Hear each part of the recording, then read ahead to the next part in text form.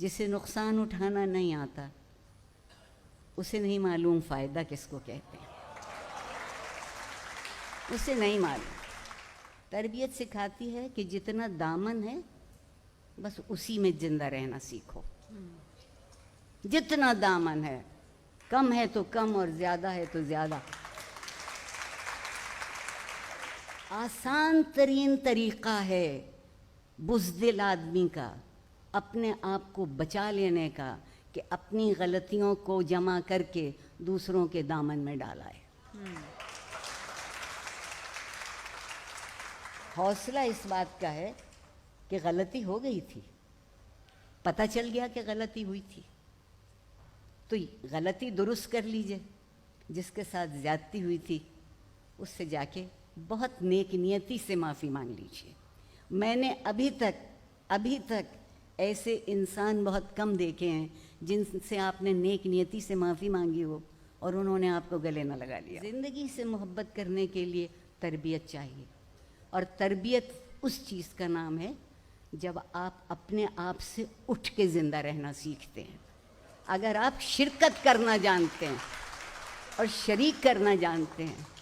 हमने क्या किया कि अब मैं और आप बैठे हैं ना यहाँ, मैं आपसे बहुत पहले से बैठी हूँ और बड़े बड़े फ़लसफ़े हमने आज झाड़ दिए हैं, कोई बचा नहीं है बात, मगर अब हम आपस में बात नहीं करते।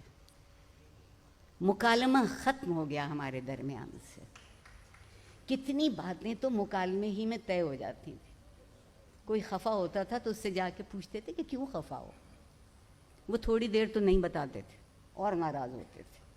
अगर आप उनसे बहुत रसान ठंडे दिल से पूछते थे कि नहीं जी चाहता है, बताइए हमसे क्या गलती हुई, आप क्यों खफा हैं, और अगर आपको अपनी गलती पता चल जाती, दुरुस्ती उसी दिन शुरू हो जाती है जिस दिन आप अपनी गलती को तस्लीम कर लेते हैं,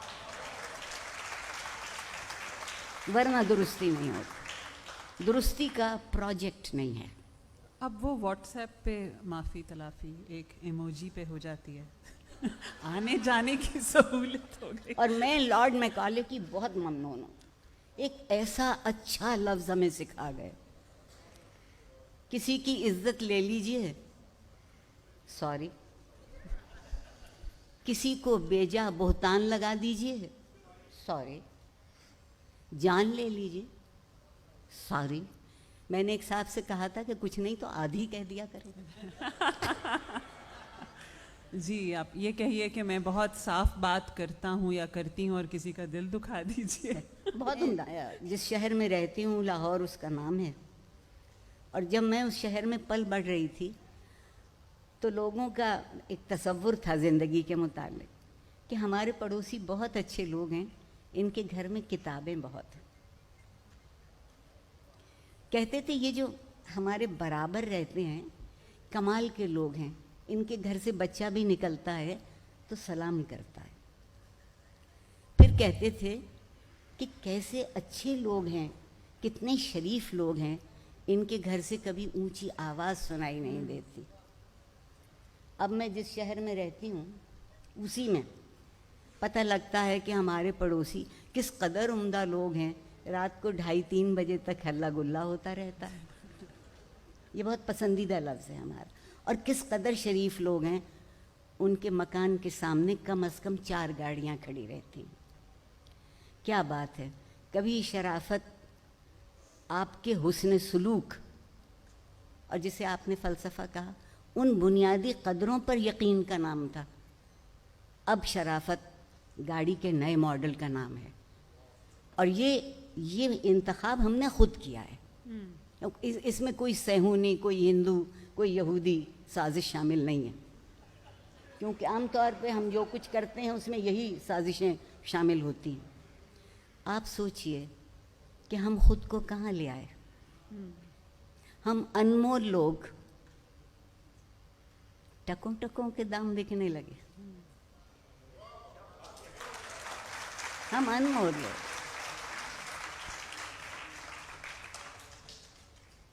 आपसे जब मैंने ये पहले पूछा कि आप कोई ख़ास बात करना चाहेंगी जब हम ये गप लगाएंगे आज के सेशन में, तो आरफा आपा ने कहा कि हाँ, मैं तालीम और तरबियत के बारे में बात करना चाहती हूँ कि मेरे दिल के बेहद करीब है।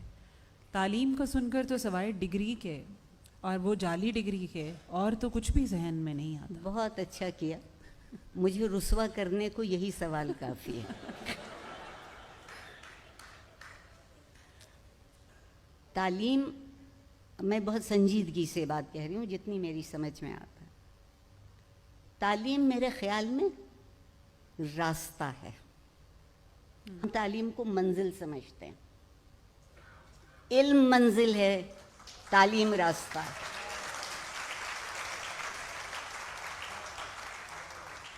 और उस रास्ते को जो चीज़ रोशन करती है, आपको ठोकर लगने से बचा लेती है, आपको बने बनाए मेयार से इधर उधर होने से महफूज कर लेती है, वो चीज़ तरबियत है।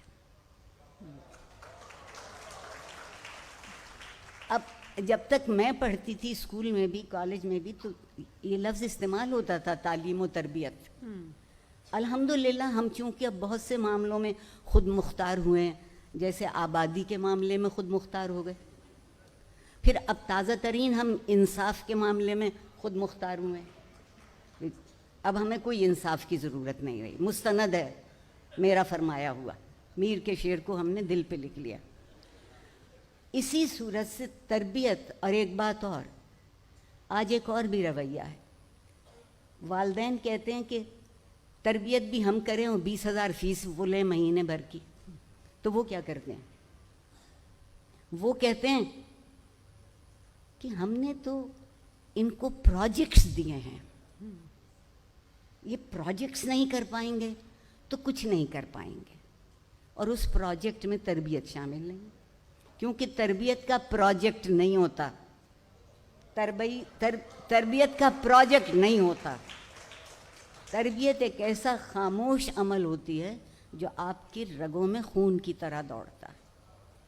एक दफ़ा आपका खून आपकी रगों में दौड़ने लगे तो फिर आपको कोई मुर्दा नहीं कर सकता। लोगों से सिर्फ एक बात कहना चाहती कि खुदा के लिए खुश रहना सीख लीजिए।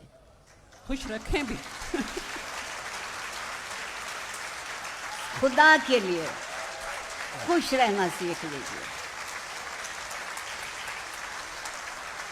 जो खुश होता है वो मुतमईन होता है, जो मुतमईन होता है वो अमल करता है, जो अमल करता है वो बामुराद होता है, और जो बामुराद होता है वो सुरखरू होता है। बहुत शुक्रिया।